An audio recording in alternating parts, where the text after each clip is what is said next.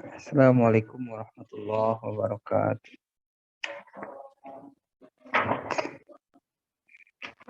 Suaranya sudah masuk?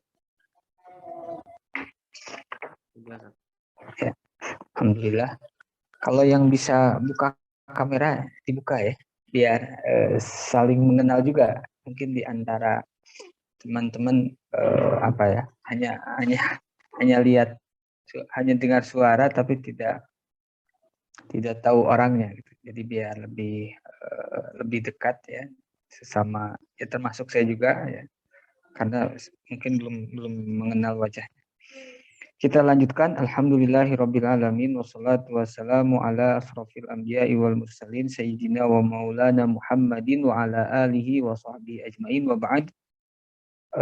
Nawaitu ta'alluma wa ta'lim wa naf'a wal intifa wa tadzakur wa tadhkir wal ifadah wal istifadah wal hatta ala tamassuki bi kitabillahi wa sunnati rasulih. Masih menjelaskan tentang sunnah qauliyah. Jadi musannif di awal membagi sunnah Rasulullah, ada sunnah qauliyah dan ada sunnah fi'liyah. Pertama kali menjelaskan sunnah fi'liyah. Sunnah fi'liyah dibagi menjadi beberapa tipe, beberapa model.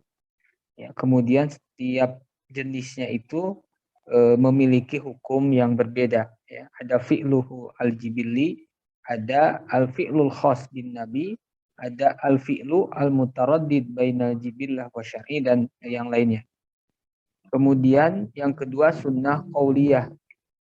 Ya, sunnah qauliyah itu yang berhubungan dengan perkataan Nabi. Ya, karena di awal yang disebut dengan sunnah itu ma'udi fa'ilan nabi min qaulin au fi'lin au takririn. Jadi sunnah di dalam usul fikih itu hanya 3 ya. Qaul, fi'il, dan takrir. Ya, kalau takrir ini walaupun tidak dibahas secara khusus, misalnya di sini kan musannif membahas sunnah qauliyah dan fi'liyah. Itu bisa dimasukkan ke dalam fi'liyah. Ya. Ketika Rasulullah mengerjakan, ketika Rasulullah membiarkan, itu bisa masuk ke dalam sunnah fi'liyah. Ya. Jadi kenapa dalam usul fikih hanya 3 tidak memasukkan sifatun Nabi sebagaimana dalam mustalah hadis?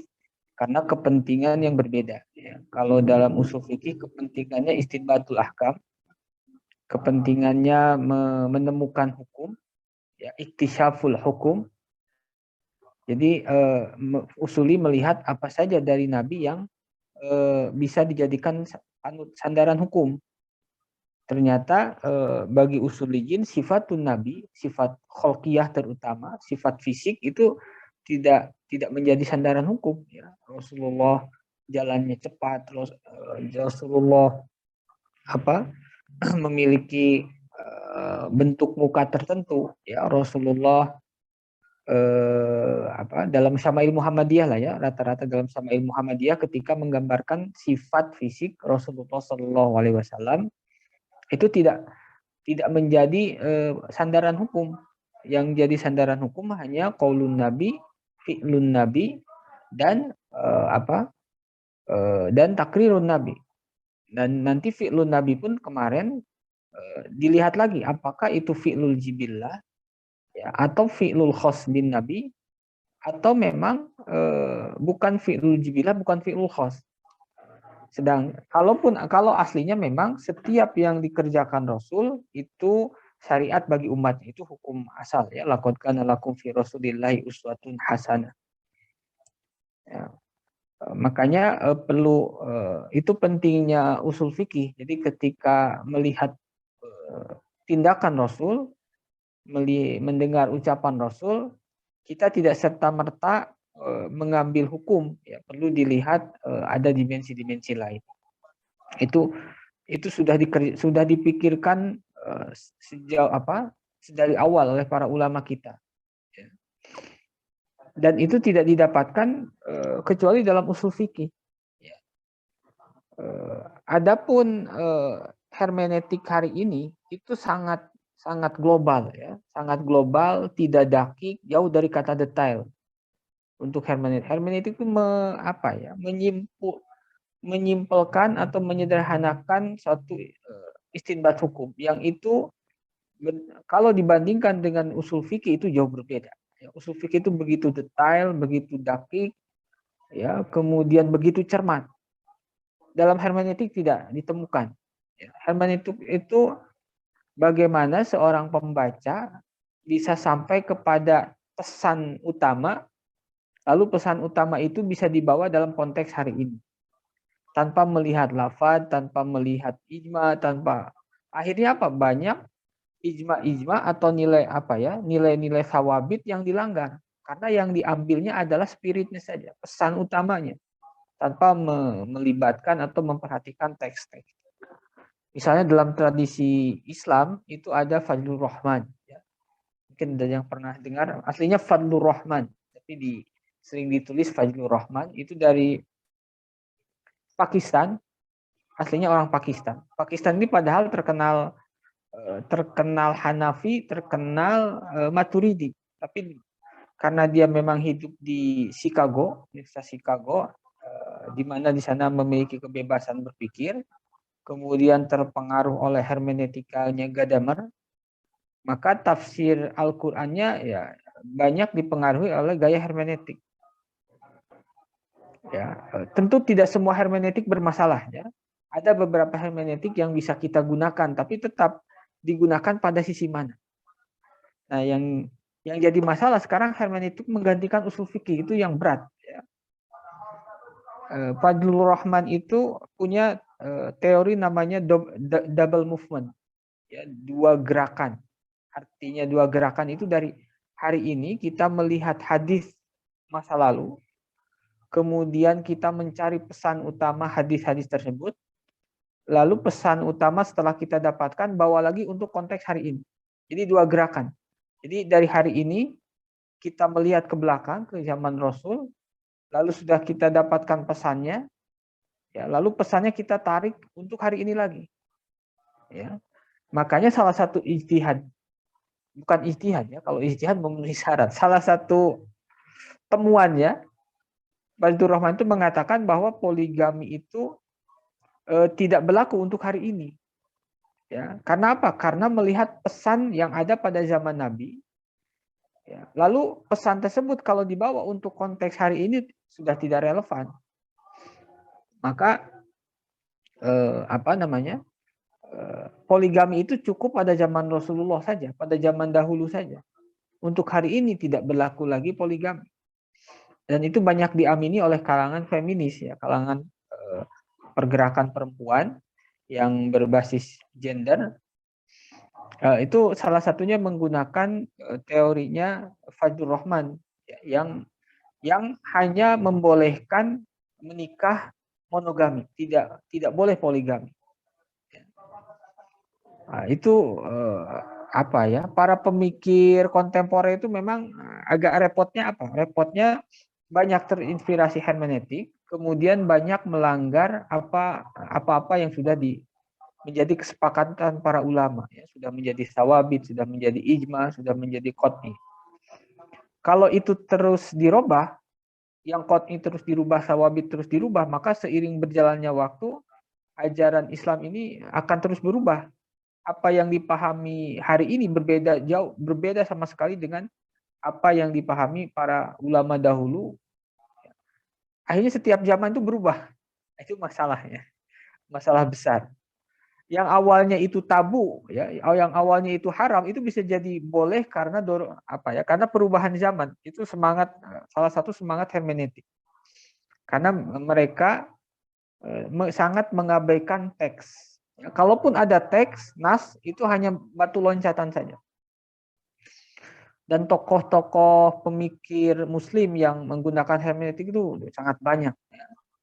Salah satu yang terkenal tadi Fadlur Rahman, kemudian Abdullah Said. Ya. Abdullah Said ini orang Bangladesh, tinggal di Australia. Ya, S1-nya di Madinah, namun S2-nya di Eropa. Kemudian sekarang tinggal di Australia. Itu kental dengan hermeneutik. Kemudian ada Syahrur. Ya. Syahrur itu yang kemarin ramai disertasi tentang milkul yamin.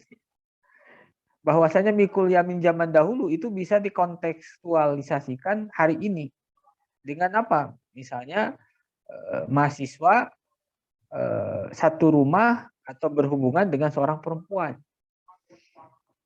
Ya, itu disebutnya pernikahan apa non marital. Itu konsepnya dari mana? Konsepnya diambil dari milkul yamin zaman dahulu, masa perbudakan. Nah, itu kan jadi apa ya? Itu akhirnya zina tapi dibungkus dengan syariat. Itu repot ya, itu repot. Tapi masalahnya hermeneutik itu sedang digandrungi di banyak PTKIN. Ya, PTKIN itu perguruan tinggi keagamaan Islam negeri, ya, terutama UIN. Ya. Tentu tidak semua yang ada di UIN seperti itu, tidak ya. Hanya tapi apa ya, genrenya itu menunjukkan ke arah sana. Ya, ke arah sana. Salah satunya apa yang memotivasi mereka menggunakan hermeneutik supaya tujuannya mungkin baik ya, supaya ajaran Islam ini bisa mengikuti pergerakan zaman. Intinya itu. Ya, maka kalau kita lihat tulisan-tulisan para pemikir hari ini, rata-rata yang jadi rujukannya apa? Al-Islam solihun likuli zaman wa makan. Islam itu selalu layak, selalu pantas likuli zaman wa makan. Dimanapun dan kapan. Dan itu semuanya kita sepakat kalau Islam itu selalu kontekstual untuk setiap zaman dan makan, tetapi memiliki cara sendiri ya. Bukan berarti dengan mengobok-obok ajaran yang sudah mapan, yang sudah ijma demi mengikuti pergerakan zaman. Ya. Dan kalau saya lihat rata-rata para pemikir itu tidak memiliki konsep pembangunan atau kemajuan.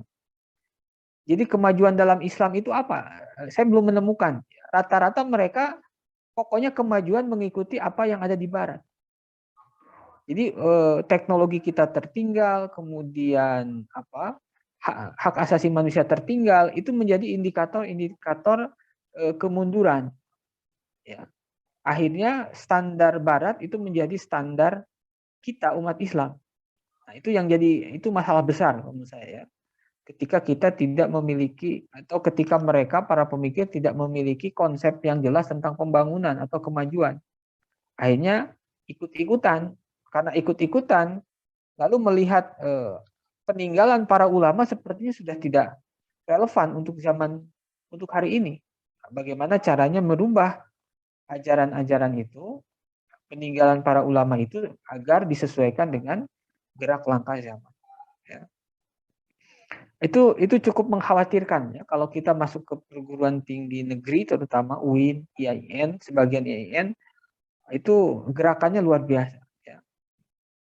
Dan itu belum banyak yang menyentuh ya. Maksudnya belum banyak yang menjawab masalah-masalah seperti itu, karena kita terlalu sibuk mengurusi khilafiyah yang sudah ada dari zaman dahulu ya. Karena sibuk mengurus khilafiyah yang masih dalam ranah Islam, akhirnya kita lalai, abai untuk menjawab hal-hal seperti itu. Ya. Makanya al-masyghul la yusghal ya, saking sibuknya dengan perdebatan khilafiyah, akhirnya tidak bisa ikut berpartisipasi di dalam menjawab subhat-subhat kalangan progresif. Ya. Itu penting. Nah, kemarin sunnah qauliyah itu khobar ya. Kemarin musonif Dr. Muhammad Hasan itu memulai dari apa itu khobar. Karena hadis itu tidak lepas dari khobar. Hadis itu ya khobar. Hadis itu berita. Ya. Berita tentang Rasul. Makanya perlu dibedakan antara ucapan Rasul, tindakan Rasul, dengan berita tentang Rasul. Berita tentang tindakan Rasul. Itu dua hal yang berbeda. Ya. Jadi ucapan Rasul, tindakan Rasul, dengan berita tentang perkataan Rasul dan berita tentang ucapan Rasul. Itu dua hal yang harus dibedakan. Kalau orang menolak perkataan Rasul, itu bisa jadi kafir.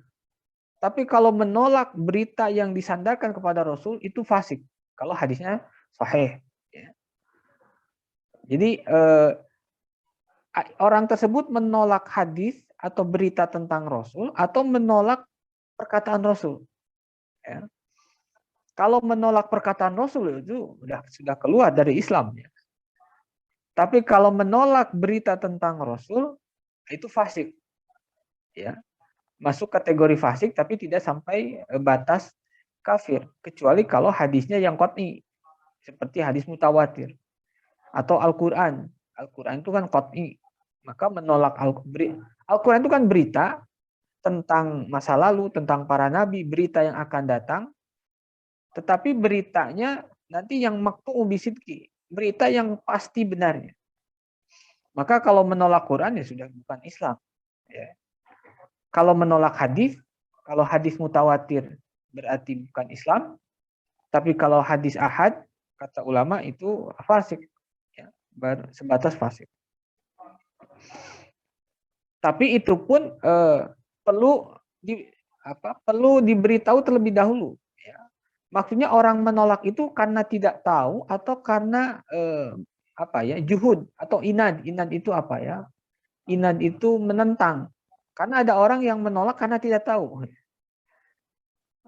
Sama seperti dalam akidah, orang awam ketika iman kepada Nabi Yusuf atau iman kepada Nabi Yunus, apakah iman kepada Nabi Zulkifli? Ketika dia menolak tapi tidak tahu Zulkifli itu Nabi. Ketika ditanyakan Zulkifli itu Nabi, ya, yang wajib diimani. Setelah diberitahu akhirnya taslim. Itu tidak, ya.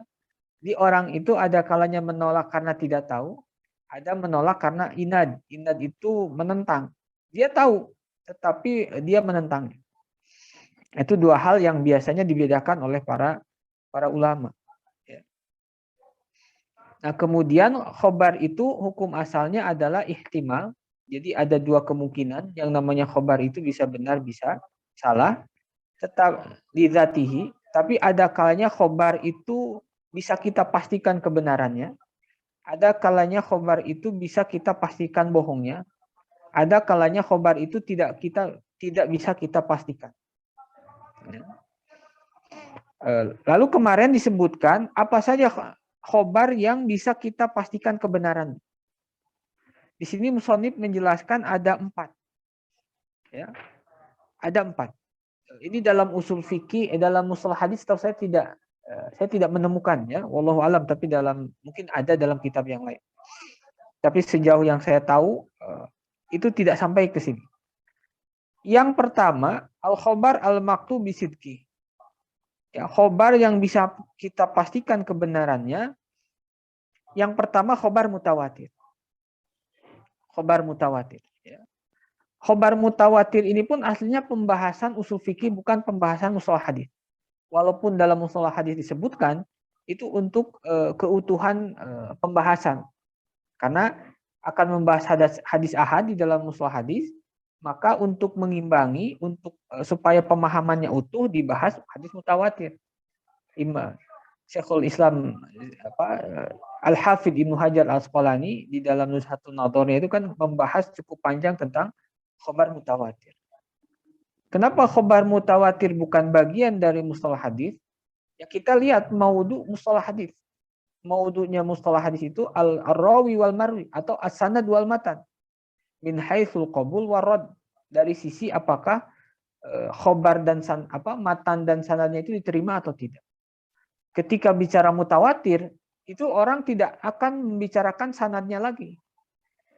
Karena apa? Membicarakan sanad itu karena kita tidak tahu bahwa berita itu benar atau tidak. Sedangkan khobar mutawatir sudah dipastikan kebenarannya. Maka tidak ada pembicaraan tentang khobar mutawatir. Pembicaraan tentang sanad. Ya. Sedangkan mustalah hadis itu membahas tentang ar-rawi wal marwi, orang yang meriwayatkan dan yang diriwayatkan. Ya. Nah, apa itu khabar mutawatir?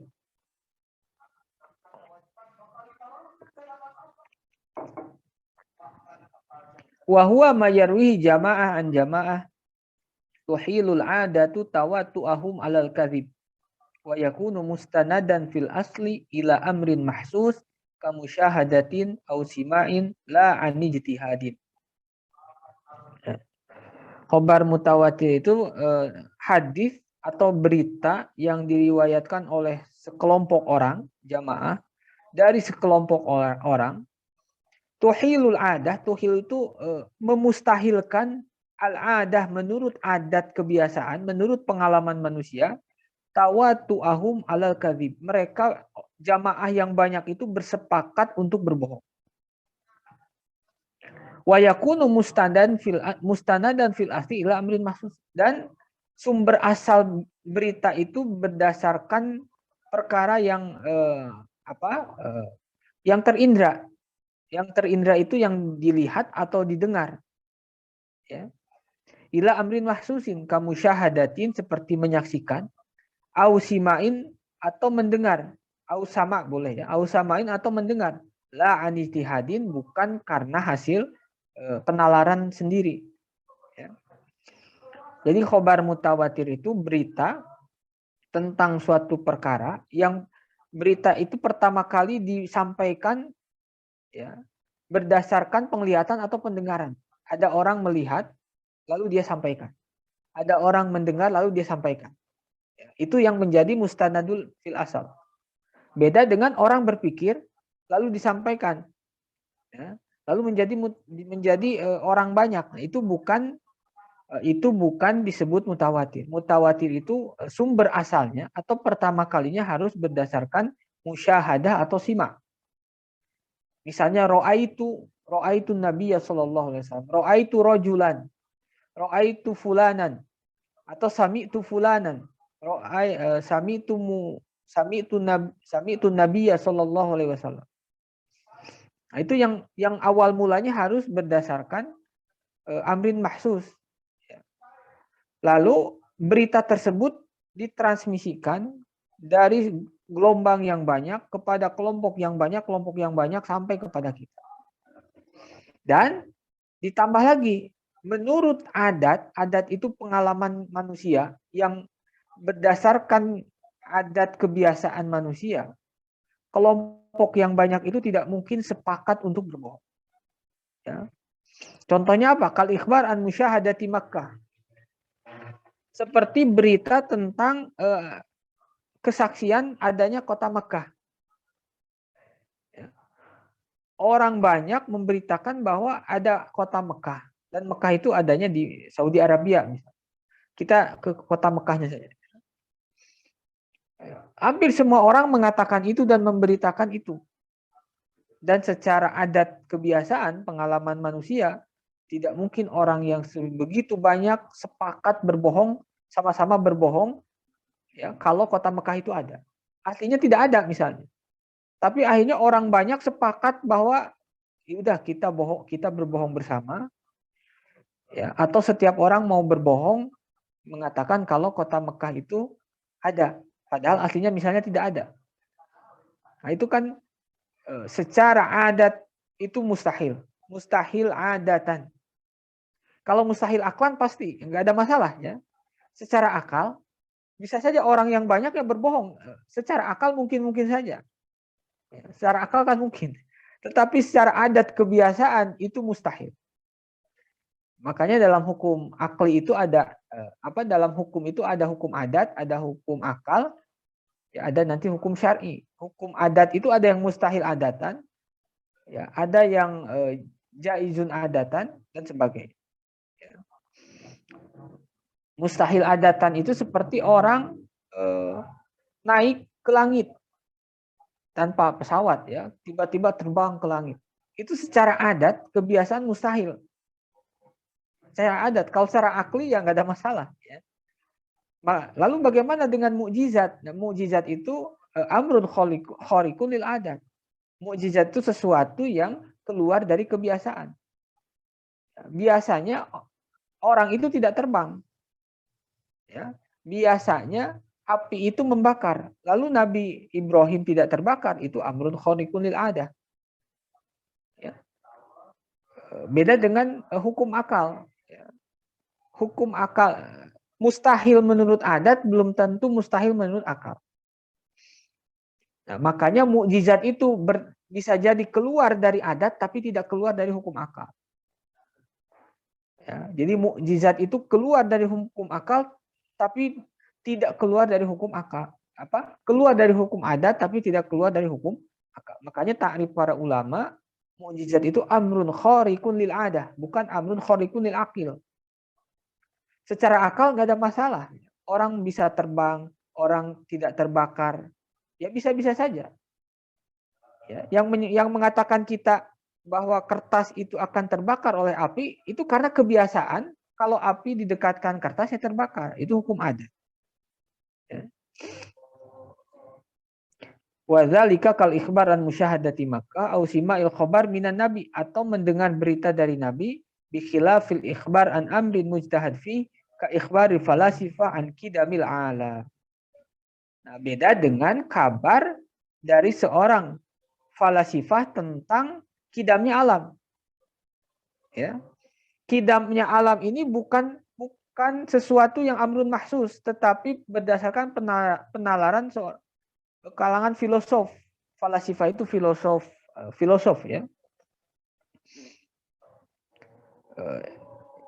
Sebagian filosof mengatakan bahwa alam ini kidam, sama seperti Allah.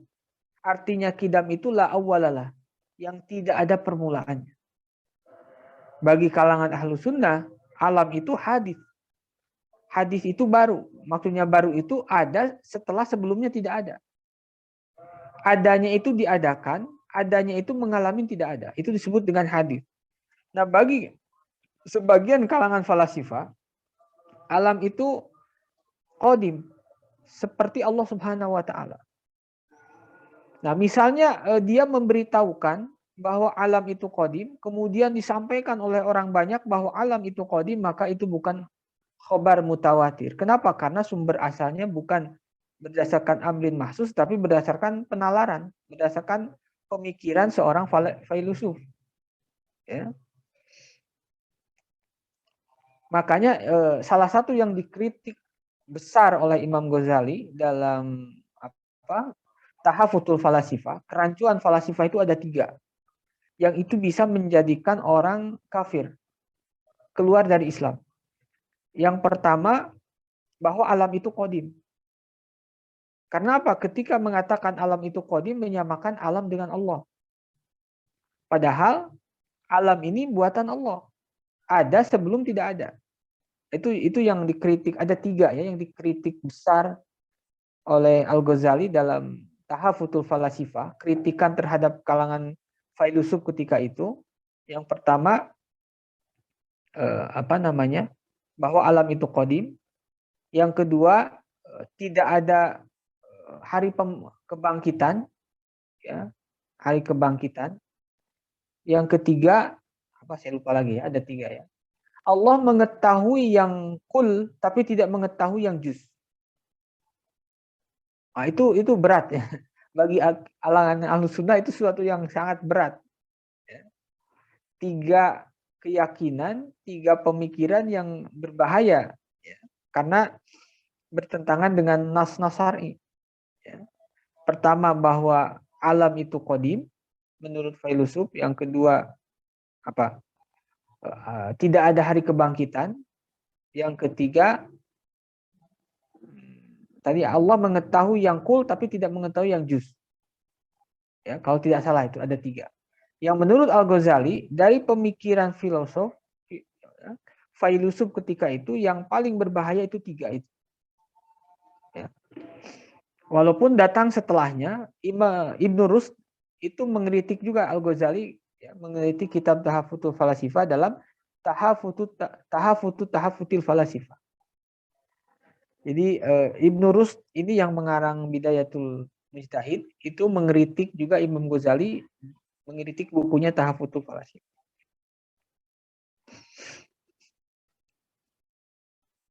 Jadi perlu dibedakan ya, ada filosof muslim, ada mutakalim. Itu 2 hal yang mirip tapi berbeda.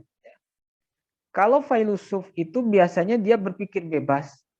Ya, dia pokoknya ingin berpikir bebas, mengandalkan rasional tanpa dibatasi oleh teks atau tidak berangkat dari nas. Kalau mutakalim, dia menggunakan rasional untuk membela nas. Ya, jadi nas sudah ada ya dari Quran, dari Sunnah, lalu menggunakan akalnya, menggunakan rasionya untuk menguatkan nas-nas tadi. Tujuannya apa? Karena memang serangan filsuf ketika itu cukup kuat. Ya, filsuf menggunakan nalar, menggunakan rasional, maka tidak bisa ditangkal kecuali dengan cara yang sama. Ya. Makanya ya muncul mutakalimin. Ya. Mutakalimin itu menggunakan rasional untuk menguatkan nas. Jadi bukan menentang nas, ya. Itu tidak ada sama sekali. Makanya dalam Jam'il Jawami, dalam Lubul Usul di awal disebutkan la hukma illa lillah. Itu apa ya? Apa istilahnya, semacam aksioma di dalam usul fikih kalangan mutakallimin. La hukma illa lillah. Tidak ada hukum kecuali datang dari Allah. Saking menghormatinya nas. Lalu akal di mana? Akal untuk menguatkan nas-nas tadi. Ya. Jadi pembelaan mutakalim itu menggunakan pembelaan nas menggunakan akal. Kenapa? Karena serangan filsuf ya, atau genre filsuf ketika itu cukup kuat. Ya, misalnya Ibnu Sina, ya. Kemudian Al-Farabi, itu kan filsuf-filsuf Muslim, ya, yang banyak terinspirasi atau terpengaruh oleh filosof Barat, filosof Yunani. Ya. Makanya sering disebut Ibnu Al-Farabi, Ibnu Sina, satu lagi siapa? Ibnu Sina, Al-Farabi, satu lagi siapa? Saya lupa lagi. Ya. Allah alam. Nah, itu bikhilafil ikhbar an amrin mujtahid ka ikhbar falasifah. Wa fahuwa wa in tawataru anhum. Ya. Walaupun berita tentang kidamul alam itu mutawatir, tapi maksudnya mutawatir itu diriwayatkan oleh orang yang banyak, maka tidak disebut khobar mutawatir dalam dalam konteks ulama usul atau ulama hadis. Kenapa? Karena awalnya bukan berdasarkan amrin mahsus. Tapi kalau berita tentang bahwa si fulan, misalnya si fulan mengatakan alam itu qadim, lalu diberitakan, itu mutawatir. Ya. Jadi perlu dibedakan antara kidamul alam yang menyebar beritanya sampai sekarang dengan filosof itu mengatakan bahwa alam itu kidam. Kalau tentang kidamul alam, berita tentang kidamul alam yang sampai sekarang, sampai hari ini, itu bukan khobar mutawatir. Tapi kalau filsuf yang mengatakan bahwa al-alam qadim, itu bisa mutawatir. Karena apa? Karena berita tersebut didengar oleh orang setelahnya atau orang sekitarnya, kemudian diberitakan kepada orang-orang yang lain. Li'annahu istanada ila ijtihadin wal wastinbat la ila musyahadah au sama' au ru'yah minal umuril mahsusa. Karena tentang kidamul alamnya itu bukan berdasarkan kesaksian, ya, bukan berdasarkan mendengar, bukan berdasarkan penglihatan. Ya. Wa tawaturu yufidul ilmad daruri lan nadhari ala sahih. Hadis mutawatir itu menunjukkan ilmu yang doruri. Ilmu itu yakin, ya. Ad-doruri, yang doruri itu tidak perlu dipikirkan. Kita mendengarnya saja, dan banyak orang yang mengatakan itu secara otomatis kita menerimanya. Misalnya adanya pokoknya berita apapun yang di luar negeri yang kita tidak pernah melihat, lalu diberitakan orang banyak, itu dengan otomatis ilmu doruri. Tidak perlu mikir lagi adanya Mekah, adanya Spanyol. Kita belum pernah ke Spanyol misalnya. Atau kalau jangan Spanyol ya, kalau Spanyol mungkin sering lihat TV. Yang negara yang belum pernah kita belum pernah kita kunjungi, belum lihat di TV misalnya. Atau negara Fiji misalnya, Fiji ya, ada negara Fiji. Orang-orang mengatakan ada negara Fiji. Ya, hampir semua orang mengatakan.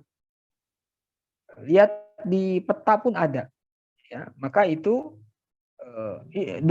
mutawatir, dan mutawatir itu yufidul ilma daruri. Kita tidak perlu berpikir ini ada atau enggak. Dengan banyaknya orang memberitakan, kita udah nggak bisa menolak. Daruri itu kan darurat itu kita tidak bisa mengelak.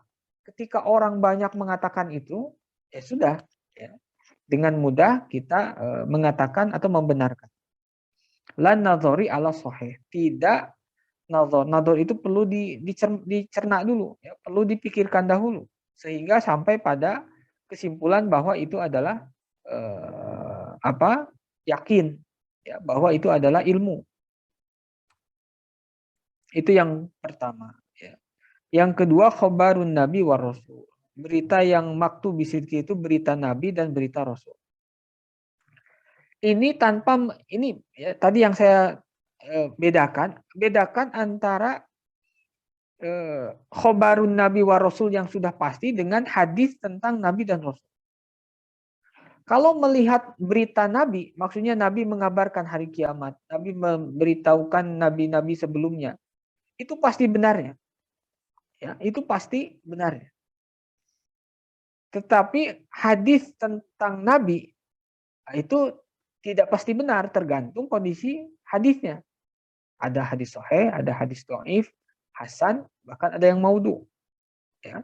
Jadi yang dimaksud musonib khobarun nabi wa rasul itu yang dipastikan itu berita nabi. Ya. Kalau yang dibawa nabi, yang dikabarkan nabi dan para rasul sebelumnya itu pasti benar. Ya. Bukan karena beritanya, karena kalau lihat beritanya, lidzatihinya itu ihtimal sidqa wal kidba, tetapi li amrin akhor, ada korinah lain yang memastikan bahwa itu benar. Apa? Seorang nabi, seorang rasul. Salah satu sifat nabi yang sering kita dengar adalah as-sidiq. Ya. Sidik itu benar, ya.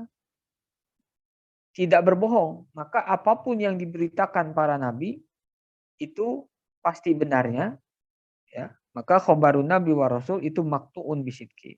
Idza akhbara rasul bi syai'in fa inna naqta'u bisidki li ismatil anbiya war rusul anil kadhibi wal fil akhbar.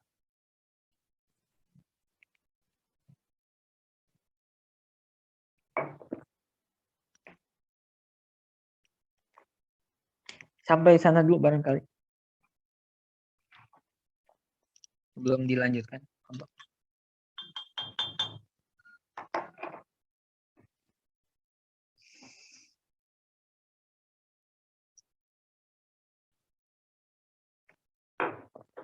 Ada yang sampaikan?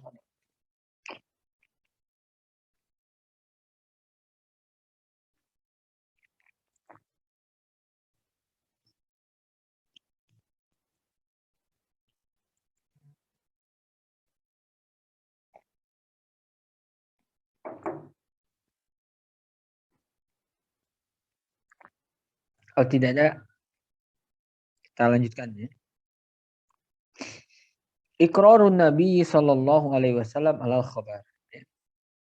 Yang ketiga, berita yang bisa dipastikan kebenarannya adalah iqrarun Nabi alal khabar. Jadi ketetapan Rasul terhadap satu khabar yang sampai kepada Nabi. Maksudnya, ada seorang sahabat memberitahukan sesuatu dan Nabi mendiamkannya, tidak menyalahkannya. Itu menandakan bahwa khabar tersebut benar. Karena kalau tidak benar, lalu Rasulullah bertindak berdasarkan khabar itu, berarti salah. Dan Rasulullah tidak mungkin membiarkan sesuatu yang salah. Nah, jadi berita yang dibawa kepada Rasul, lalu Rasul bertindak berdasarkan khabar itu, atau Rasul membiarkan khabar tersebut, tandanya khabar tersebut benar. Karena kalau salah, Rasulullah tidak mungkin membiarkan sesuatu yang salah, sebagaimana dalam takrir yang tadi. Fa idza akhbara insanun bi khabarin amama an-nabi sallallahu alaihi wasallam an amrin wa aqarrahu an-nabi sallallahu alaihi wasallam sara al-khabaru maqtu'an bih wa afadal ilma. Apabila seseorang memberitahukan sesuatu, an amrin itu sesuatu, amaman nabi, di depan nabi atau sepengetahuan nabi. Wa aqarrahun nabi, dan nabi mentakrirnya, membiarkannya, atau ya membiarkannya. Sorol khobar maktu'an bih, maka kabar tersebut benar, pasti benarnya. Ya. Atau tidak langsung diberitahukan kepada Rasul, tetapi kepada sahabat, dan Rasulullah ada di sana dan mengetahui. Dan Rasulullah misalnya tidak melarangnya, tidak itu berita salah, itu tidak benar. Rasulullah hanya membiarkan. Itu tandanya berita tersebut benar adanya dan maktuun bisidki, pasti benarnya. Ya. Kenapa? Karena Rasulullah itu pasti benar, dan dari mana ya? Dari wahyu. Ya. Ketika salah itu ada pemberitahuan dari malaikat, karena Rasulullah dibimbing oleh wahyu. Wa afadal ilma, dan memberitahukan atau apa faidah itu ya, menunjukkan ilma itu yakin, ya. Menunjukkan yakin bahwa berita itu benar adanya, 100% berita itu benar adanya, ya. Makanya ilmu itu kan yufidu mi'ah bil mi'ah, menunjukkan 100% kebenaran. Wa hadza idza lam yakum hunaka ma yahmilun nabi ala takririhi kal ya'si min jadwal inkar. Ya. Hal ini apabila tidak ada sesuatu yang memaksa Nabi untuk takrir, untuk diam. Kal ya'si an jadwal inkar, seperti putus asa atau apa ya? Putus asa, atau jangan putus asa bahasanya ya. Sudah diberitahu berkali-kali tapi tidak mengikuti perintah Rasul misalnya. Misalnya ada orang yang ngeyel, diberitahu tetap saja ngeyel. Akhirnya ketika ada orang tersebut membawa berita, Rasulullah tahu setiap kali dia diberitahu tidak pernah menuruti. Ya, akhirnya Rasulullah diam. Nah, diam di sana beda lagi. Ya. Diam di sana bukan berarti menyetujui, tapi al-ya'su min jadwal inkar. Karena sudah jadwal itu apa? Manfaat ya. Karena sudah apa ya? Biasanya dia itu nggak pernah menerima, pasti menolak. Ya. Nah itu yang dimaksud idza lam yakun hunaka ma yahmilun nabiyya ala takririhi. Yang keempat terakhir, berita yang bisa kita pastikan kebenarannya adalah al-khabar alladzi ulima wujudu madlulihi. Khobar, berita yang diketahui kebenaran konten beritanya. Madlul itu isi beritanya. Madlul itu kan yang ditunjukkan. Yang ditunjukkan berita itu apa isinya. Ya. Misalnya ada orang yang memberitahu bahwa api itu membakar. Ya.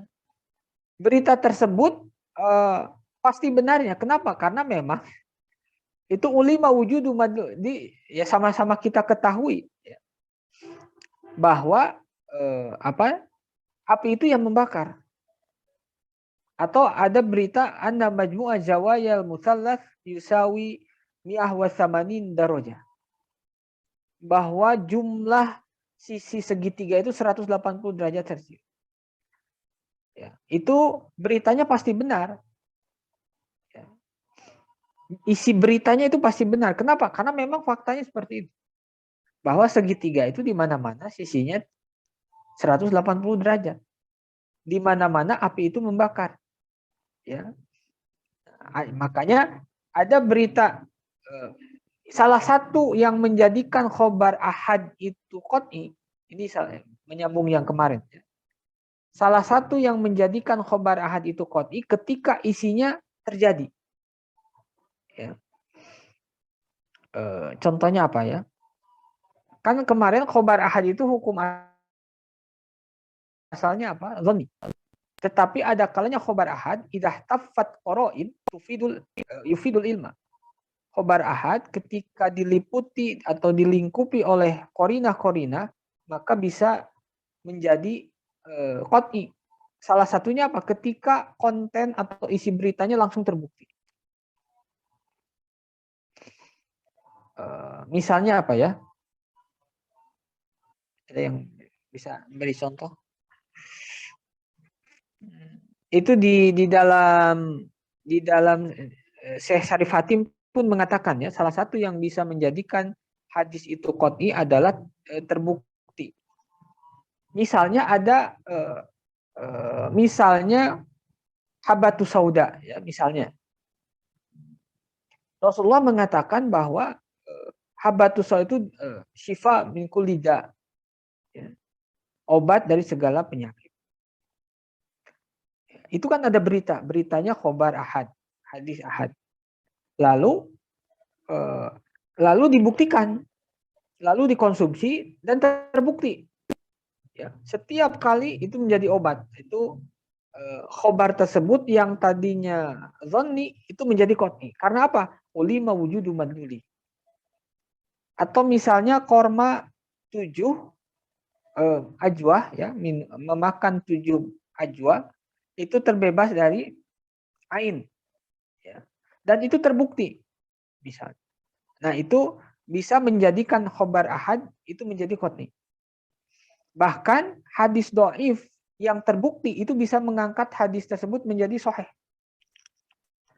Kadang ada hadis do'if itu karena ada bermasalah dari sisi rawi, tapi kontennya, isinya itu terbukti. Nah, itu menjadi bisa menguatkan bahwa hadis itu sebenarnya sahih. Do'if itu karena ada rawi yang bermasalah, tapi tidak setiap rawi do'if itu pasti salah memberitahukan berita. Misalnya dalam Majmu' itu saya pernah lihat ada hadis ya, makruhnya dihijamah hari Rabu dan Sabtu kalau tidak salah ya. Kalau tidak salah. Kalau terjadi sesuatu, fala yalumanna ila nafsa. Nah, itu hadisnya dhaif. Tapi misalnya ada orang hijamah setiap Rabu itu terjadi sesuatu ya, misalnya. Ada tragedi atau apa. Begitupun Sabtu. Saya lupa lagi redaksi hadis ya. Ini permisalan saja, misalnya saja. Saya lupa lagi itu dalam Majmu' ya. Misalnya ada hadis dhaif melarang dibekam hari Rabu dan Sabtu. Tapi hadisnya dhaif. Ya. Tapi ternyata itu terbukti. Setiap orang dibekam Rabu dan Sabtu itu terjadi sesuatu. Nah, itu bisa jadi menguatkan hadis dhaif yang tadinya dhaif menjadi dhaif itu makanya dhaif itu bukan berita bohong. Dhaif itu karena ada rawi yang bermasalah. Karena rawinya lemah hafalan. Karena kalau rawi lemah hafalan, takutnya berita yang disampaikannya itu salah. Ya. Ternyata berita yang disampaikannya itu terbukti. Nah, itu bisa jadi menguatkan hadis tadi yang tadinya dhaif menjadi sahih. Ya. Jadi jangan juga ketika itu wah itu hadis dhaif, nggak apa-apa kita. Kalau itu terbukti ya kita hati-hati ya, hati-hati di dalam mengerjakan yang dilarang oleh hadis walaupun itu dhaif.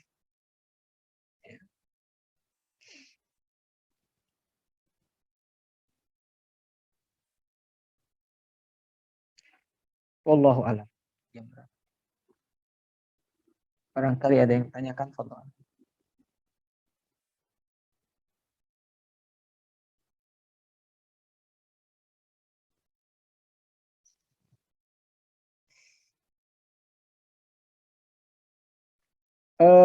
Derajat hadis dipengaruhi sanad dan bukan matan. Dua-duanya. Makanya thariqatul muhaddisin itu thariqah yang syamil. Ya. Hadis sahih dan dhaif itu dipengaruhi oleh sanad dan matan. Makanya syarat hadis yang ketiga itu kan ada mulillah, bukan yang ketiga, yang terakhir ada mulillah. Hadis dikatakan sahih ketika tidak ada illah. Illah itu fi sanad wa fil matan. Ada kecacatan di sanad atau di matan. Ya. Cuman menurut ulama muhaddisin tidak mungkin ada cacat di dalam matan kecuali ada kesalahan dari si rawi. Tidak mungkin ada matan hadis yang keliru kecuali karena faktor kekeliruan si rawi. Jadi kalau apakah hadis itu di dalam mustalah hadis hanya dipengaruhi sanad, tidak, sanad dan matan.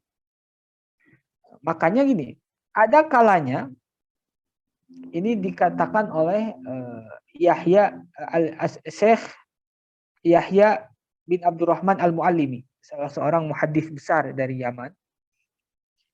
Ketika beliau mentahqiq kitab Al-Fawaidul Majmu'ah fil Ahaditsil Maudu'ah. Hadis-hadis yang diindikasi hadis maudhu. Kata Yahya Muallimi, Syekh Yahya bin Abdurrahman Muallimi, ada kalanya hadis tersebut secara zahir ini bermasalah dari sisi matan. Tapi lihat sisi rawi, itu nggak ada yang bermasalah. Sanadnya baik-baik saja. Tapi dari sisi matanya itu janggal. Nah, makanya ketika kondisi seperti itu, pasti ada kekeliruan dari salah seorang sanad rawi yang ada dalam sanad. Nah, ya. Lalu bagaimana muhaddisin nanti mencari di antara rawi-rawi tersebut yang kira-kira berkemungkinan salah itu di mana? Ya, jadi ada kalanya hadis itu didoifkan karena sanadnya sudah terlihat doif, salah satu rawinya misalnya. Aslinya hadis doif itu bukan hanya bermasalah rawi, ya, ada yang munqati dan sebagainya. Ini contoh saja. Ada kalanya sanadnya itu rawinya baik-baik semua, tetapi kontennya ini bukan Rasulullah sepertinya. Ini tidak layak diucapkan oleh Rasulullah. Nah, biasanya muhadis itu bagaimana caranya mencari celah dari sekian rawi yang kemungkinan salah. Ya. Jadi manhajul muhaddisin al-mutaqaddimin itu selalu menggabungkan antara naqdul matan dan naqdus sanad. Makanya sekarang banyak kitab-kitab yang ditulis terkait naqdul matan. Ya, ya. Jadi berbeda dengan manhaj mutaakhirin. Kalau mutaakhirin itu banyak berjibaku dalam sanad tapi tidak banyak melibatkan matan. Ya, dari mana kita tahu? Ya dari syarat hadis sahih yang terakhir adalah adamus sudud dan adamul illah. Adamus sudud itu tidak sad dari sisi sanad dan matan. Adamul illah tidak ada kekeliruan dari sisi sanad dan matan. Ya. Kalau dilihat di mustalah hadis nanti bisa lihat ya, ada musad, ada mul illah, itu illah fi sanad wal illah fil matan. Tapi illah fil matan itu tidak mungkin terjadi kecuali ada kekeliruan dari sisi rawi. Ya. Adanya salah berita itu karena ada salah yang meriwayatkan, itu pasti. Salah di dalam riwayat itu ada faktor kesalahan dari si rawi. Mana yang salah? Oh, itu yang paling sulit dalam ilmu illah. Mencari siapa yang keliru dari sekian rawi yang diduga itu semuanya sikoh. Ya. Makanya ilmu illah itu ilmu yang paling sulit. Karena mencari di mana letak kekeliruan di antara sekian rawi. Karena kita tidak bisa mengatakan rawi ini doib langsung berarti ilahnya di sini tidak bisa. Karena yang doib pun bisa benar, bisa salah. Itu yang berat ya. Makanya manhaj mutaqaddim ini sangat kuat, sangat ketat di dalam menyaring hadis. Ini nanti berbeda di dalam manhajnya ahlus sirah. Kalau para ahlus sirah itu tidak terlalu ketat di dalam di dalam menyeleksi suatu sejarah. Ya. Makanya sebagian ulama itu perlu hati-hati istinbatul ahkam itu dari sirah. Karena akan berbeda istinbatul ahkam dari sirah dengan istinbatul ahkam dari hadis. Kalau hadis itu memang seleksinya ketat, kalau sirah itu tidak terlalu ketat. Ya. Nah, itu ada sedikit perbedaan. Ya. Allahu a'lam. Barangkali ada lagi yang sampaikan.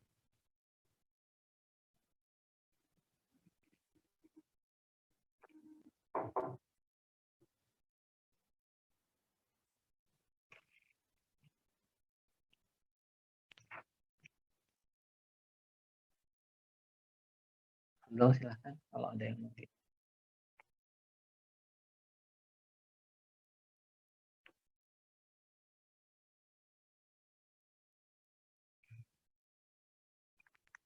Nanti kalau ingin lihat yang lebih lengkap ya, yang hadis ahad yang naik derajat menjadi qat'i seperti halnya mutawatir itu di Nuzhatun Nadhar ya, karangan Al-Hafidz Ibnu Hajar Asqalani ketika membahas mutawatir, atau kitabnya Syekh Syarif Hatim Al-Auni ya, kitabnya Ma'rifatu Ulumil Hadis ya, ini kitabnya Ma'rifatu Ulumil Hadis. Ini termasuk kitab baru yang beliau terbitkan, baru di apa namanya, baru dipublikasikan itu pameran kemarin di Mesir ya. Katanya saya belum pernah ke Mesir juga ya, cuma sering dengar dari orang pameran kitab terbesar di Arab itu di Mesir, di Kairo. Itu hampir semua percetakan kitab datang dan menjajakan kitab-kitabnya, termasuk cetakan-cetakan terbaru. Nah, yang saya Syarif Hatim Auni itu ada beberapa kitab baru itu diorbitkannya, dimunculkannya itu di pameran di Kairo kemarin. Salah satu kitabnya yang sangat baik, Ma'rifatu Ulumil Hadis. Kemudian beliau pun mengeluarkan syarah Muqaddimah Ibnu Shalah. Beliau pun mengeluarkan versi terbaru syarah Al-Muqidhah karangan Imam Az-Zahabi. Beliau sangat detail terkait hadis ya. Menurut saya cukup baik. Karya-karyanya cukup baik di dalam ilmu hadis. Beliau pengajar di Jamiah Ummul Qura. Profesor Dr. Syarif Hatim Al-Auni. Sangat produktif juga ya, sangat produktif. Kata beliau, tidak ada kenikmatan yang lebih nikmat ketika beliau membaca dan beliau menulis. Itu aslinya bukan beliau saja ya. Rata-rata ulama itu kalau sudah di depan kitab, itu sudah lupa segalanya. Makanya banyak orang yang berjam-jam di depan kitab. Termasuk Syekh Syarif Hatim Auni mengatakan tidak ada yang alaz min qiraatil kutub. Tidak ada yang lebih nikmat daripada membaca kitab. Ya. Makanya mungkin kita bisa melihat Imam Nawawi tidak menikah karena saking asiknya dengan ilmu. Ya. Syekhul Islam Ibnu Taimiyah tidak menikah karena saking asiknya, saking nikmatnya dengan ilmu. Ya. Kemudian Imam Sibaweh istrinya sampai terbengkalai karena terlalu sibuk dengan ilmu. Akhirnya kitabnya dibakar, karya-karyanya dibakar oleh istrinya. Tidak banyak tersisa dari karyanya kecuali beberapa. Salah satunya Alkitab. Ibnu Jarir At-Tabari termasuk ulama juga yang tidak menikah. Ya. Karena apa? Bisa jadi sangat menikmati, ya. Sangat menikmati ilmu. Tidak ada yang lebih nikmat dari ilmu. Akhirnya mereka tidak menikah. Lalu bagaimana tidak menikah? Bukankah itu harus? Tidak ya. Dalam fikih sendiri, ini menikah itu ada kalanya sunnah, ada kalanya wajib, ada kalanya makruh, ada kalanya haram. Ya. Bisa jadi menikah pun haram.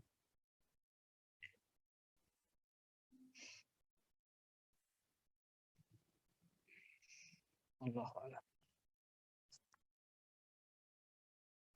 Contoh kalau ada yang mau disampaikan.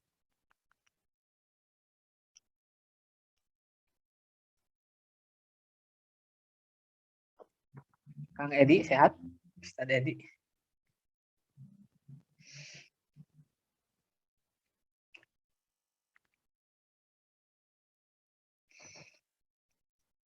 Ustaz Aryan Dika ada yang disampaikan barangkali?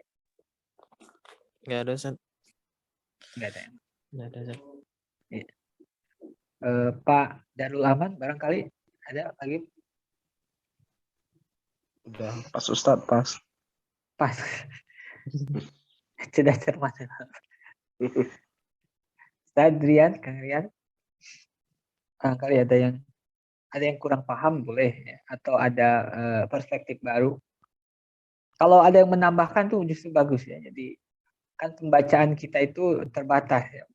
Ada kalanya kita paham ini, ada yang sisi lain yang belum kita paham, itu sangat biasa ya.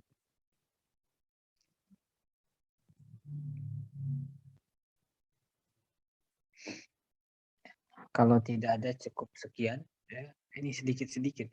Saya belum menanyakan semester ini sampai bulan apa ya? Ada yang tahu tidak?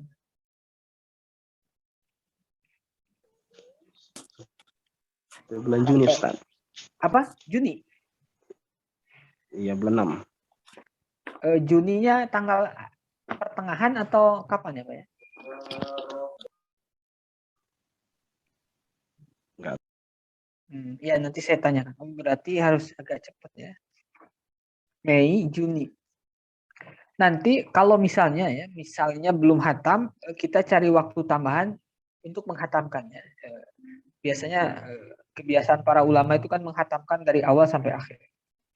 Walaupun mungkin di akhir-akhir baca cepat, yang penting hatam. Biasanya seperti itu. Kalau yang qawaid fikih karena lebih sedikit, itu kemarin sudah selesai ya, alhamdulillah.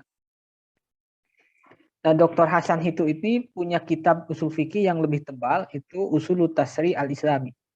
Jadi kalau lihat khulasoh ini memang simple ya. Dan ini cukup untuk dasar, sangat cukup. Kalau yang lebih tingginya lagi, beliau punya kitab Usulut Tasri al-Islami. Saya sempat kemarin ya, udah agak lama, itu agak sulit di Indonesia. Beberapa kali menanyakan, tapi akhir-akhir saya lihat sudah ada, sudah sampai di Indonesia. Sekarang kitab itu begitu mudah ya, kitab Timur Tengah itu begitu mudah kita akses ya.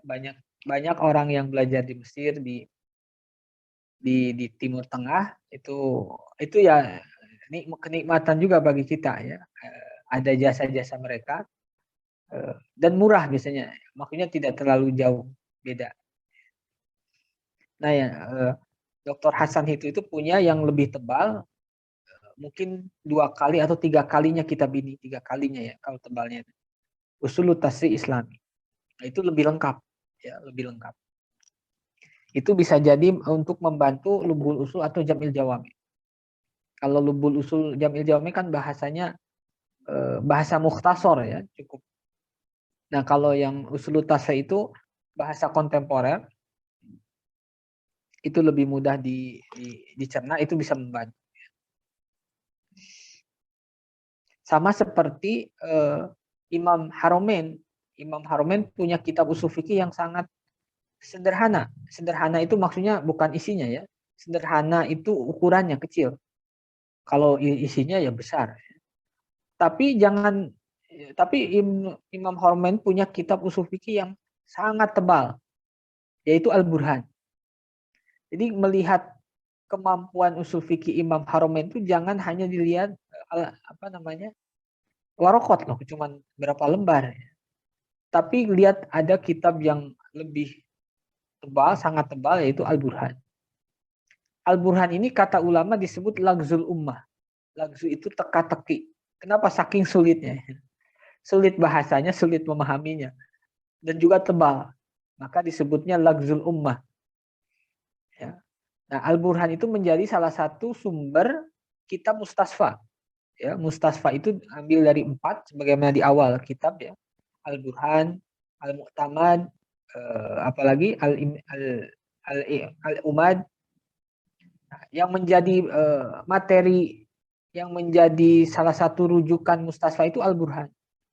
Cuman Al-Burhan, kata para ulama disebutnya lagzul ummah, teka-teki umat. Kenapa? Karena sulit. Apalagi ada kitab Imam Haromen yang saya sendiri geleng-geleng kepala, sulitnya minta ampun. Kitab namanya Ghiyathul Umam Fitiyatul Zulam. Itu tentang politik Islam, siasat syariah. Ghiyathul Umam, tapi bahasanya Masya Allah. Banyak, sangat sulit, bagi saya sangat sulit. Makanya biasanya lihat referensi ini, sekunder. Maksudnya orang yang mereview atau yang menggambarkan kembali pemikiran Imam Haromen dalam kitabnya Ghiyathul Umam. Karena kalau langsung lihat kitabnya itu cukup sulit. Wallahu a'lam bishawab. Mungkin cukup ya. Wallahu a'lam bishawab. Assalamualaikum warahmatullahi wabarakatuh. Waalaikumsalam warahmatullahi wabarakatuh.